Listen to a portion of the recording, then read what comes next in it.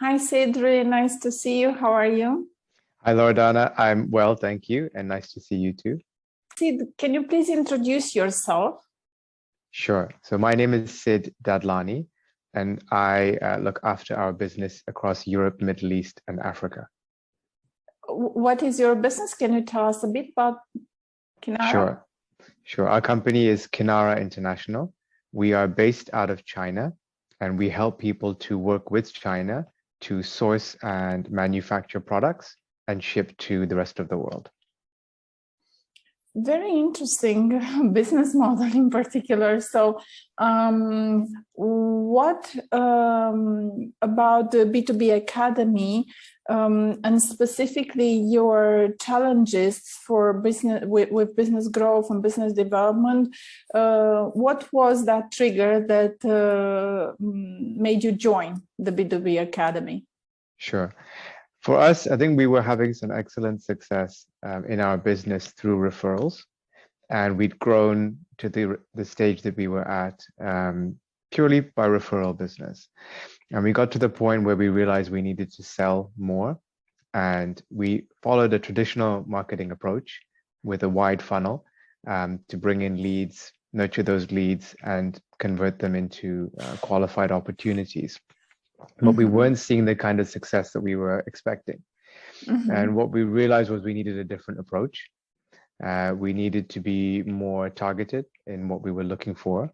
And coincidentally, I came across your program through the EO network and wanted to give it a try. Can you maybe elaborate a bit when you mentioned that, like make it more specific? What did you had in mind prior to joining, maybe? So previously what we did, we revamped the website. We created services within the business where previously we hadn't defined the services that we did. And we did a lot of digital marketing. So we were posting on multiple channels, LinkedIn, Facebook, Instagram, Twitter, etc., and pushing out some paid ads as well. But we weren't seeing a lot coming back into the funnel. Yeah. No, not a lot of feedback through the funnel, not a lot of leads coming in for the money that we were spending. It just didn't make sense.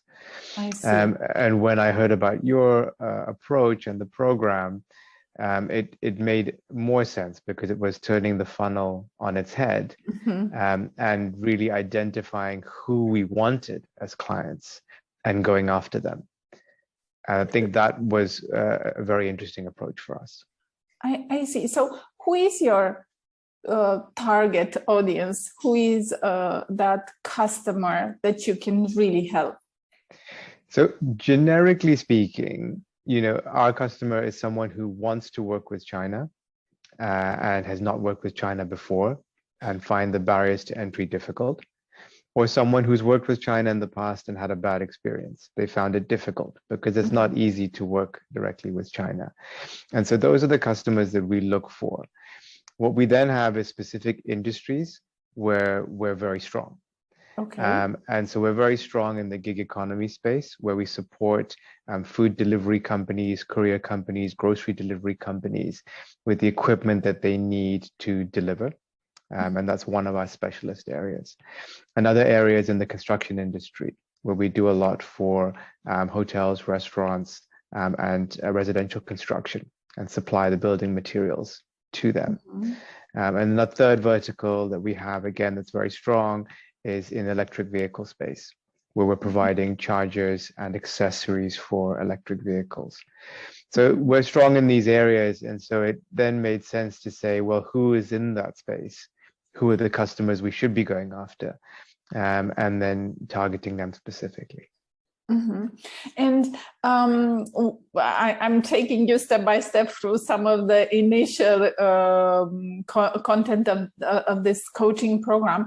But can you please share what is the value, or at least, the value is a big word, but what are some of the values you've identified that you can provide with your solution to at least this specific verticals, right? So what value is your company providing to construction, for example? So for sure, for the construction industry, what's very interesting is the price differential. The construction companies can purchase goods locally, in the market that they're in for construction projects that they're doing. But what you find is they're usually paying a significant premium because of the number of middlemen involved in that process. There's the importer who brought the goods into the country, there's the distributor who's then distributing the goods, and the retailer that they're purchasing from. And with all of those steps in the middle, they're paying margin on top of margin on top of margin. By sourcing directly from manufacturing, they're able to save about 30% in terms of cost savings, which is a significant cost saving, especially right now when that particular industry costs are going up significantly. There's cost increase in raw materials and cost increase in labor as well. For sure. And I know that, as a very curious person, I started digging in to understand a bit about, the business and so on. And there's so much more value you can realize for your customers. For example, in construction, like I looked, for example, that, first of all, there's not that much innovation, right? In terms of design of bathroom, I don't know, sinks or even bathroom equipment and so on. And you are so flexible with that, even in small quantities, which is really hard to achieve on a decent price point.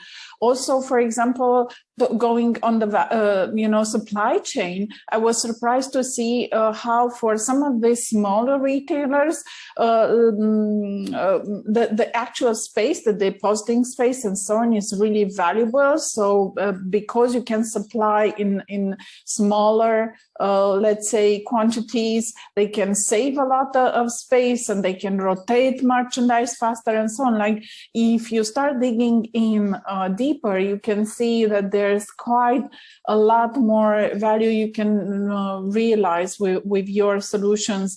And so I love, let's say, this story. Can you share maybe for the other verticals, what is some of the value you provide?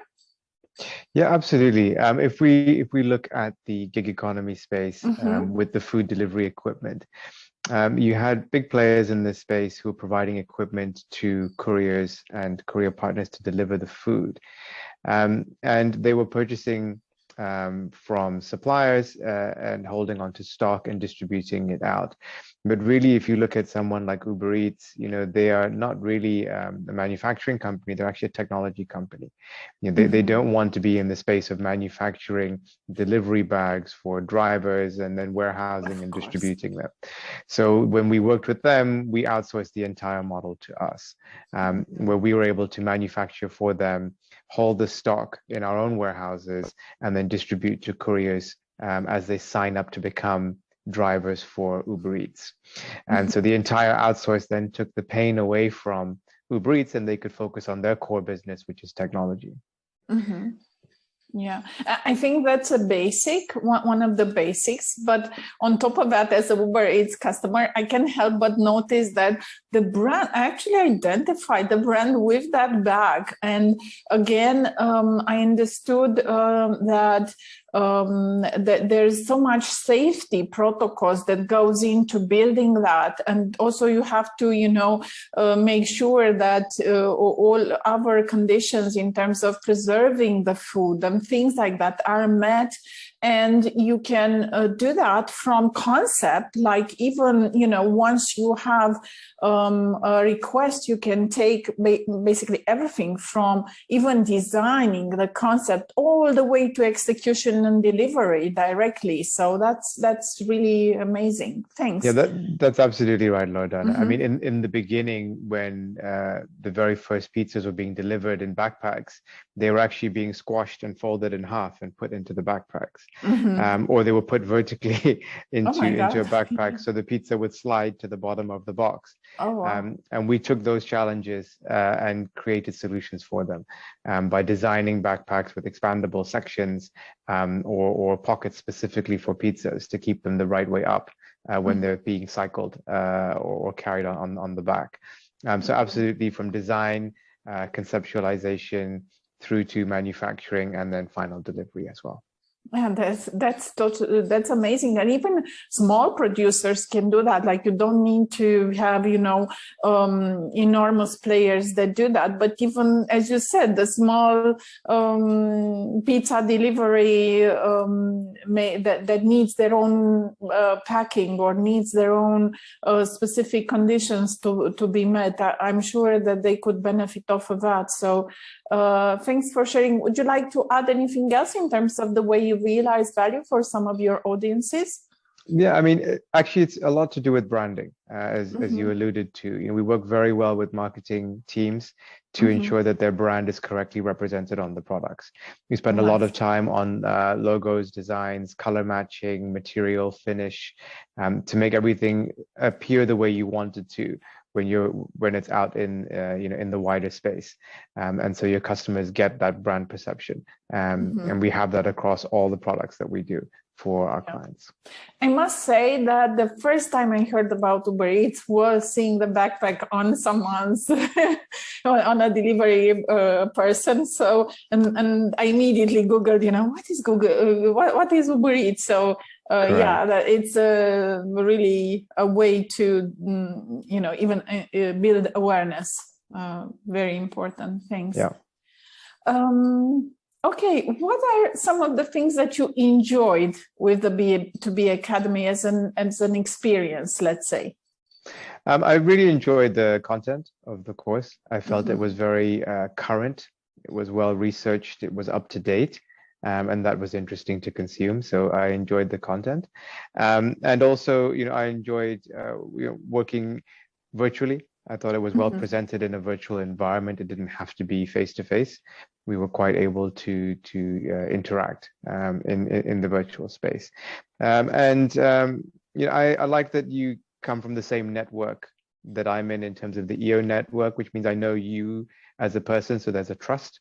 And you're available even after the course is over, which was important for me. I didn't want to go into a program that I would do once and then never interact with them again, whereas we can continue to interact even afterwards.